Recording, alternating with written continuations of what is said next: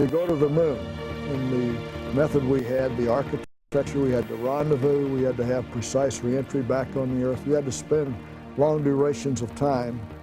And while we were starting to design Apollo hardware, nobody had ever done a rendezvous, nobody had spent a long duration mission, or even a precise reentry. So it was decided that we would take an interim step and then apply the lessons we would learn from this interim step into Apollo. The Titan, what was the booster we had available, to look at a payload of around 8,000 pounds into low Earth orbit and to modify the Titan II ballistic missile. It had the reliability and had the payload. There was just a unique availability of what this launch vehicle had. Now, of course, it was two-staged. To give you an example of the difference in the feel of riding that thing, the big Saturn that I flew out to the moon on Apollo 10 was 12 minutes into orbit. 4.5G pulse, 3 3/4 small kick. And then the small Saturn that flew on a 1B that flew on Apollo Soyuz was 10 minutes, 2 stages, 4.5, 3 3/4.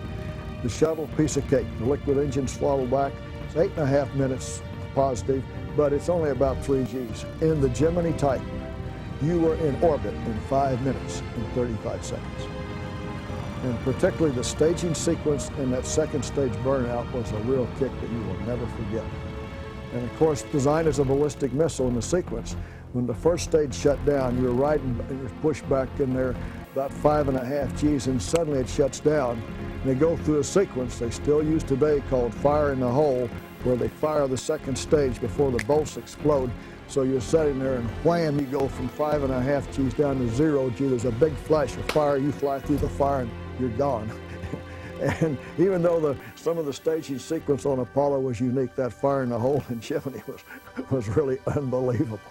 And then as you kept going on the second stage, you couldn't hardly hear the engines run. You knew something was going back there with that single thrust chamber, and just this force kept pulling up more and more and more. And finally, you got up near 8 Gs pushing on you. You'd get a few little stomach pains, but you'd be hanging on there, and suddenly, in 1/10 of a second, you went from nearly 8 Gs to 0 G, just whop. So you picked up, oh golly, 1,500 miles an hour in the last 10 seconds on that Titan. It was a kick.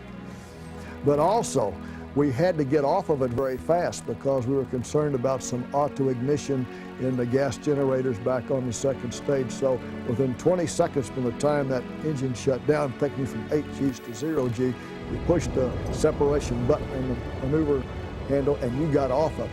It was really a sporty ride. To have the reliability for a manned system, it takes a whole series of improvements over what you would have just as far as reliability numbers for a simple ballistic missile.